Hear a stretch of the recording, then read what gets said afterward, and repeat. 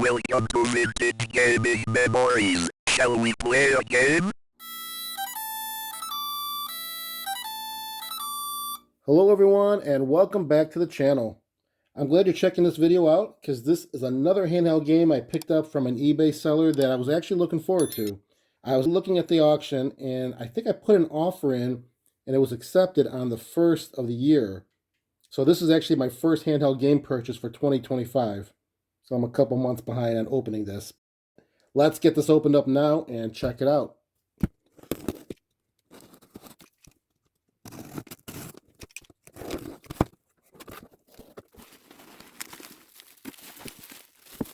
And no, it's not a calculator.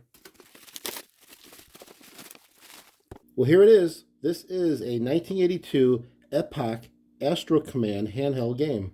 Now, as you can tell, it doesn't come with a box, nor does it come with any instructions. And I was quite all right with that, because what was key for me was the condition. And it was noted by the seller that this works great and that it was in storage for a long time. Based on that, I was hopeful that the online pictures would look just as good in person, and so far so good.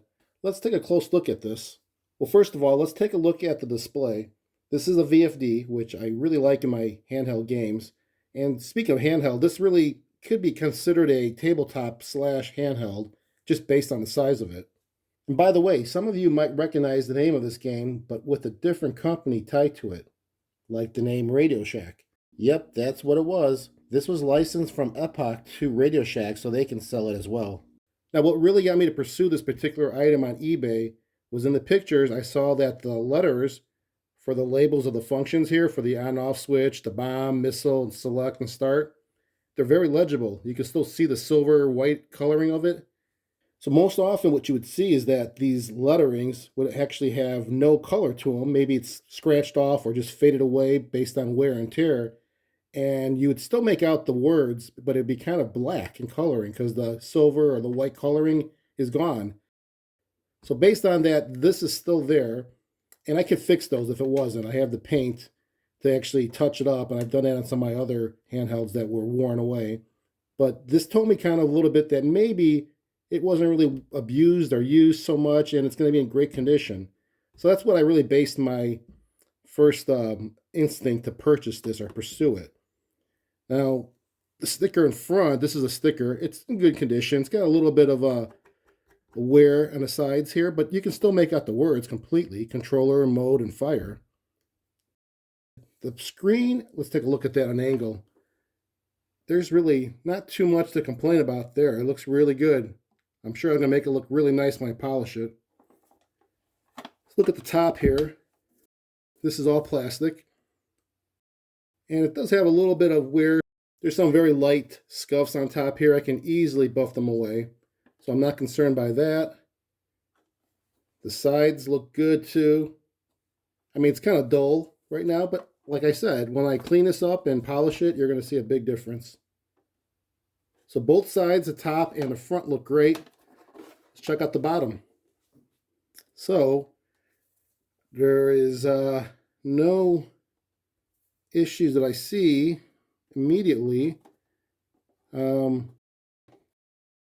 will be all buffed out. Let's look at the battery compartment. That looks great. I don't see any concerns there.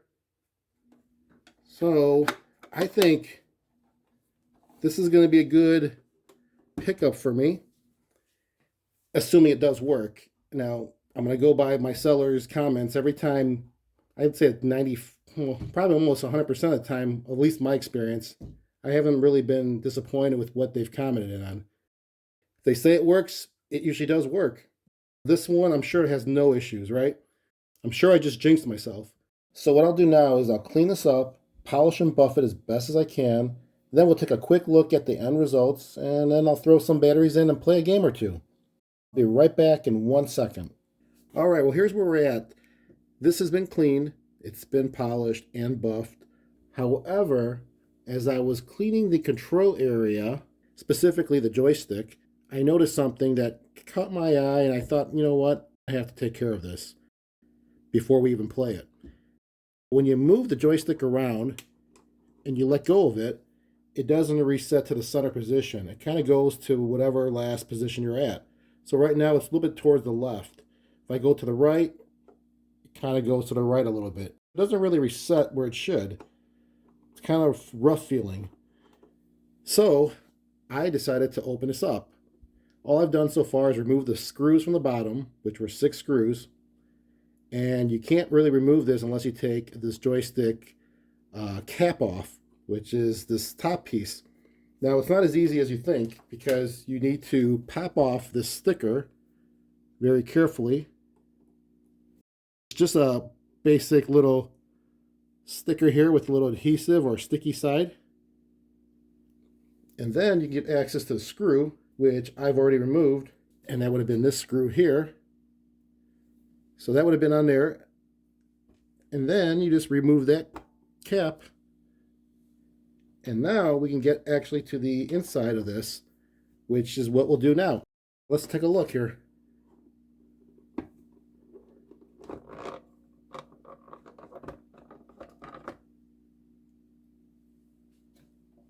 Here we go. Now that I have this top open and removed, easy access, it definitely could use a cleaning on the inside as well. You could see a lot of dust on this display. So I'll clean that as well as the little crevices around the outer edges. And then I'll also clean the inside even more. But before I even do all that, let me address the problem, or at least the problem I think we will have with this joystick. So here's the joystick. And as I'm moving it around, look at that. It just sits in that one position. It doesn't reset to center. It definitely has some issues. So I think it needs to be cleaned up.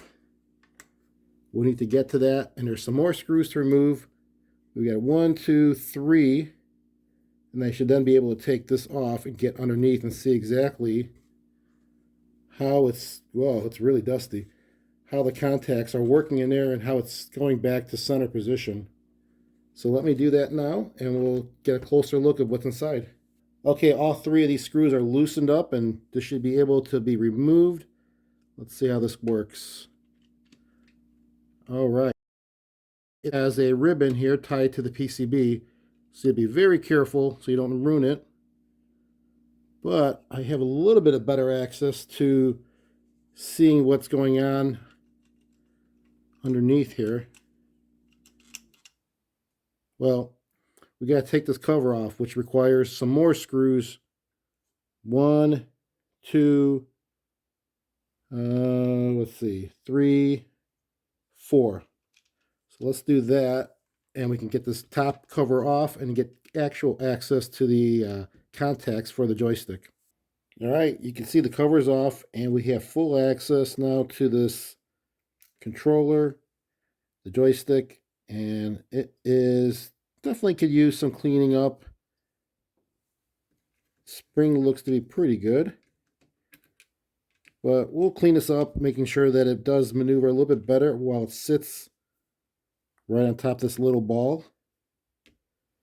You could probably use some lubricant on it, but that's probably the main reason here. It's not moving around easily. And I'm going to just clean this all up, put some dry lubricant in there, and see how this all looks. All right, I'm back. Everything's been put back together again, and I did about 2 more rounds of polishing on this, so this turned out really good. I'm really happy with the way it looks. Let me show you some things I did besides the polishing. So what I also did was something that was kind of contradicting to why I purchased this. I purchased this initially because, well, one of the main reasons was because this raised lettering that you see there, as I mentioned earlier, it was all pretty good. It looked like it was, not faded away or anything. But as I looked closely to it, it was faded. This one directional up arrow was kind of faded away, and so was the word off. So I touched it up, and it looks really good now. Everything looks solid. Touch up with that in case someone's wondering. I use, and I have used quite often on my other games, this paint marker. You can get this on Amazon for really cheap. You have a whole bunch of colors to choose from, and I used white for this. White and silver are pretty common for a lot of my handheld games. back to this. So everything's put together. The big question or the big test was whether or not this joystick is going to go back to its original position, because that was the reason why I took it apart. I felt like it wasn't really responsive to the center position after you moved it to a direction. It is 4-directional, so you would expect it to come back to center. And let's try this out. Sure looks good to me. So that spring that's in there, as well as a spring that's underneath the missile button and a bomb button, I actually sprayed deoxit on it and let it soak for a little bit, put it back in, and that does make a difference.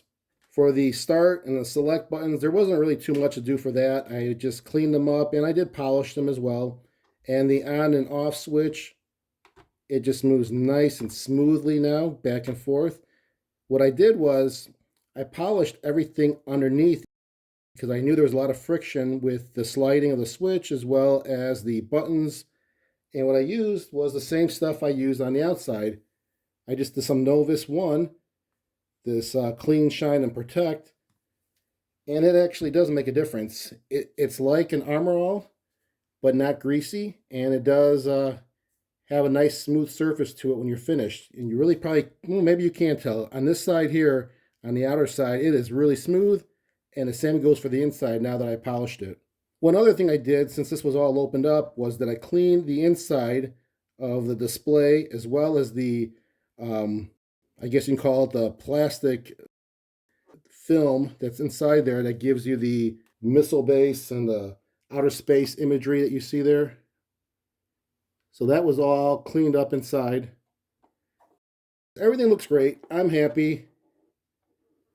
And now all that's left to do is to put some batteries in, and let's give this a shot. All right, batteries are in. Just a really quick rundown, as much as that I know how to play this game, because I don't have instructions. It's kind of going by what I know from seeing online as well as just looking at the controllers that I have in front of me.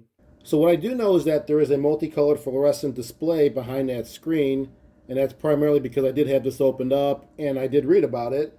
In addition to that, I know that there are 5 different phases that you can go through in the game, as well as 4 different skill levels you can select from. And to select the different skill levels, you do that by pressing the select button in the beginning of the game. The start button is pretty obvious. To start the game, you have 2 options for weapons. One is to bomb whatever's on the surface, and then missiles to shoot anything in your view going horizontally. You do go from left to right using the joystick, 4-directional joystick. You have 4 positions from top to bottom you can go in, and 6 positions from left to right. So you have 24 positions on the play area that you can maneuver your spacecraft. Speaking about your spacecraft or your spaceship, that's the whole objective of the game. You are battling in outer space. You control that spaceship to battle against fighters, carriers, missiles, energy bases, and missile bases. And I think that's pretty much it. We'll go ahead and give this a shot and see if we can figure out how to play this game. I am guessing it's going to be best to have this camera repositioned, because this display is going to be really hard to capture it unless you get a nice spot and actually nice lighting. So let me see if I can set this up before I turn it on. All right, I think that's a good position for this game. What I'm going to first do is turn it on with the lights as it is, and then I'll turn all the lights off so you can get a really good view. And let's see what happens.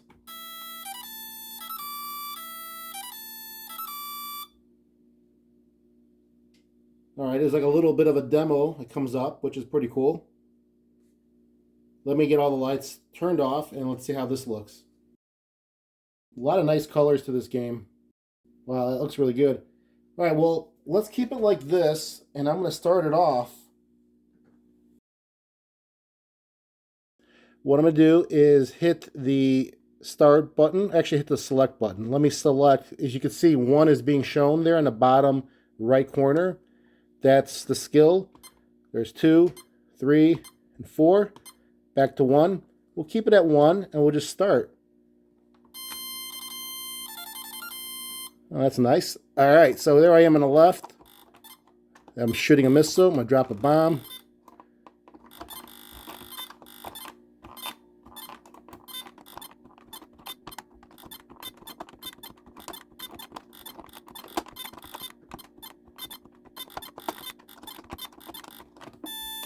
I got hit.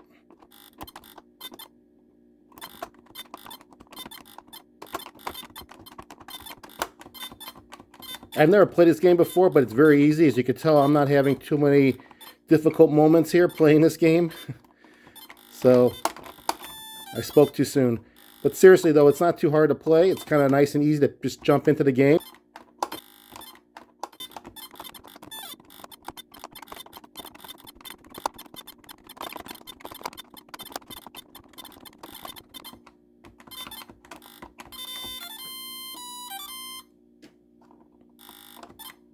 Okay, this must be phase 2.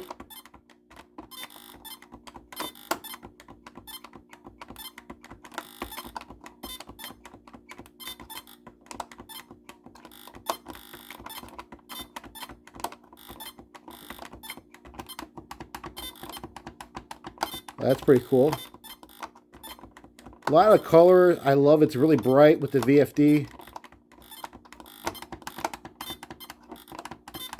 I'm using a lot of my bombs to get a lot of the enemy.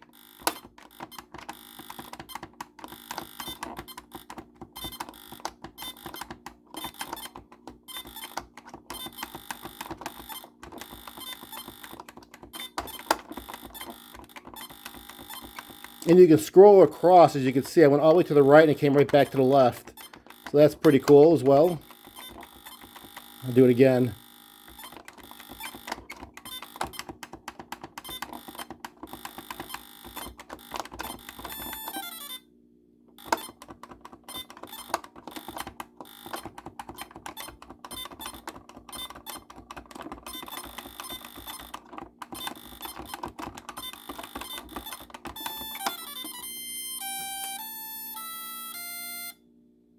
.623 is my score. And that's a pretty cool game, I have to admit. And it was challenging, not just because of the position I was in while I was filming, but it really is a challenging game. And I could definitely see heavy wear and tear on a game like this, because you're going to be trying to maneuver hard, up, down, left, and right, and pushing that bombs and missile button as much as you can. Yeah, it's definitely a game that you could be playing for quite some time as a kid. And I can see why other companies like to license this out and get it so they can sell it in their name as well. Well, this will do it for this video. I appreciate your time and watching it to the end. Comment down below. Let me know if you've ever owned this particular one or if you owned it by another company that was able to license it out. Once again, this is the 1982 Epoch Astro Command handheld / tabletop game with the VFD technology. And until next time, remember, keep that gaming passion from the past alive by living it today. Take care, everyone.